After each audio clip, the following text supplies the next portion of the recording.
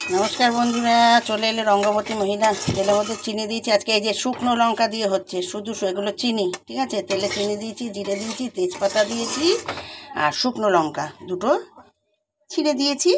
আর এখানে মশলা দেখুন, এটা হচ্ছে ধনের গুঁড়ো, এটা জিরের গুঁড়ো, এটা আদা, এটা হচ্ছে কি গরম মশলা, সব রকমের মিক্সড গরম মশলা, ঠিক আছে। দেখতে থাকুন, সঙ্গে থাকুন, দারুণ হবে খেতে। আচ্ছা, ঠিক আছে।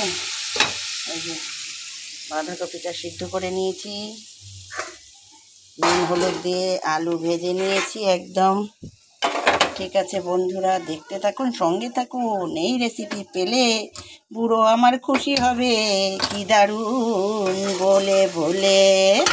এর মধ্যে একই সাথে টমেটো দিয়ে দেবো, দারুণ হয় খেতে বন্ধু, রুটি দিয়ে সাথে দারুণ লাগবে। একটা করলাম।